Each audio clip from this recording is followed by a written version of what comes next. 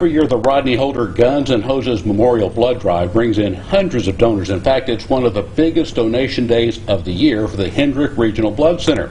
Now, this blood drive honors fallen Abilene police officer Rodney Holder, who was killed in 2010 while conducting a traffic stop. Holder was an avid blood donor. Now, this drive is a friendly competition between the Abilene Police Department and the Fire Department to see which team can get the most donations. Now, we're joined now with Kelsey DiCaprio, KRBC, of course, a proud partner with the Hendrick Regional Blood Center to host this blood drive every year.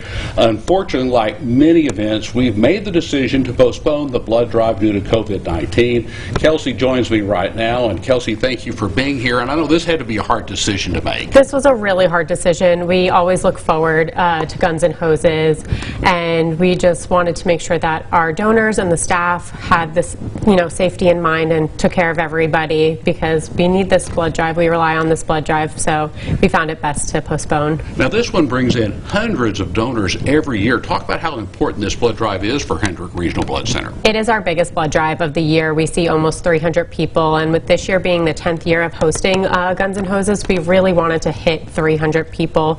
But with what's currently going on, we knew it was going to be a little bit more difficult to hit that, so we decided to pause for now. But to say now, we hear about a national blood shortage. Is that what we're experiencing here in Abilene? Are seeing a local problem with the blood shortage? Currently, right now, we really need O-negative donors, A-negative donors, and A-positive blood type donors. With surgeries going back on as scheduled and the summer kicking off, we need the donors and we need the blood supply right now. Now, you hit on something I wanted you to follow up on about the safety that you're doing right now to help the donors, make sure that when they come in that there are safety precautions in place at the Hendrick Regional Blood Center. Yeah, if you come into our center right now, we're limiting the amount of people that come in. We're sanitizing after every single donor. You're screened when you enter the facility. So we're taking every precaution as possible, and it also carries over to our blood mobile. So if we are only allowing 8 people on at a time, including our staff, and again, sanitizing after every donor, everyone has on masks, and making sure to take all proper precautions. Okay.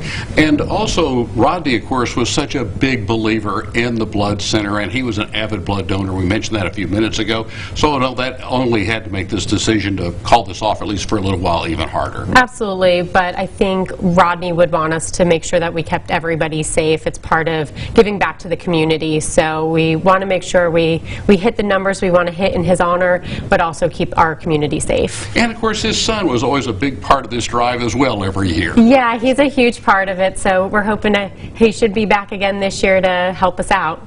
Now, of course, this is the friendly competition between the firemen and the police department, and right now those were 2 units that were hit pretty hard by COVID-19 earlier this spring, so I'm sure that was also part of the reason why the postponement was made. Absolutely, so we just felt it was safest for everyone to just hold off for now. All right, but in the meantime, are there any other blood drives going on to help fill your need? We have tons of blood drives going on both locally and in the community. You can visit our website at hendrickbloodcenter.org to check out all of our blood drives and our Facebook page. Of course, and we'll have that same information on Big Country homepage as well.